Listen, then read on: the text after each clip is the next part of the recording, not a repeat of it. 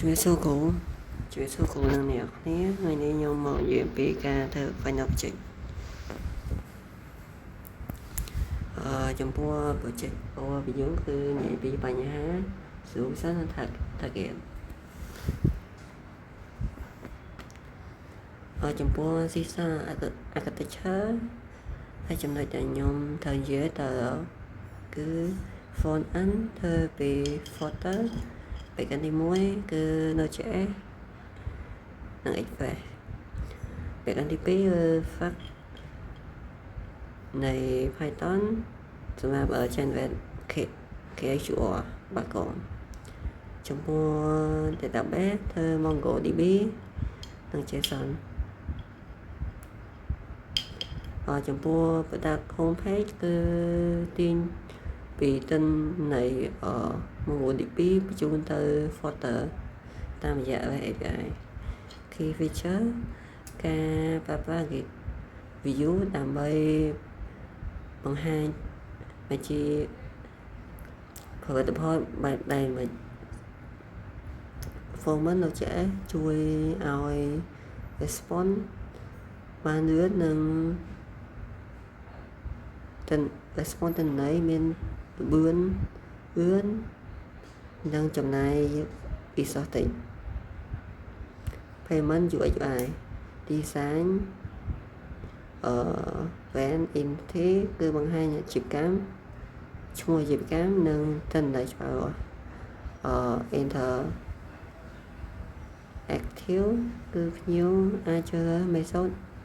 ដូចជា APA បាក់កុង Exadata ខាតនិង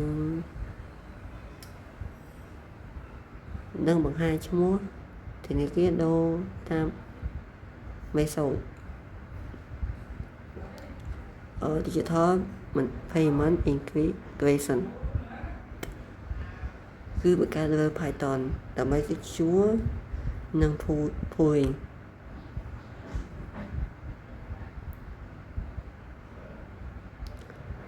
data persistent mapping គឺរក្សាទុកទិន្នន័យ order បង្កើត unique ID storage រក្សាទុកនៅ history JSON reporting គឺរក្សាគឺយកមកប្រើនៅក្នុង page analysis ចំពោះ demo ខ្ញុំជាដំបូងយើងត្រូវ login Gmail password ឈ្មោះសិនដោយសារខ្ញុំមាន account រួចហើយ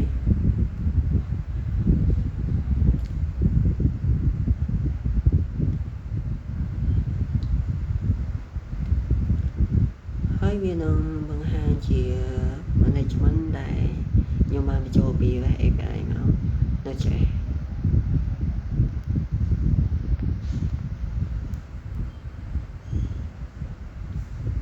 នេះជា page RNC ដើម្បីមើលថាទិញអស់ចំណាយលើ app ហ្នឹងប្រហែល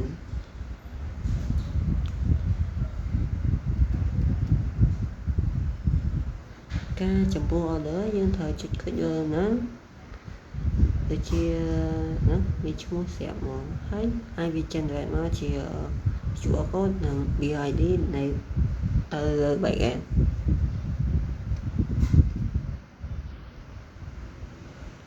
ហើយ user payment ចប់យើងត្រូវ send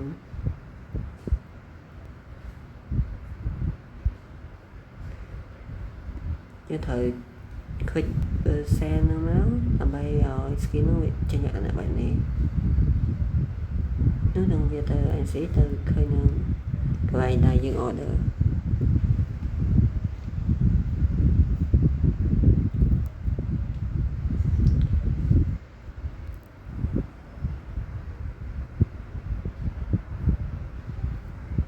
ចំពោះ sim វិញយើងត្រូវចុចទៅ profile ចុចយកហ្នឹង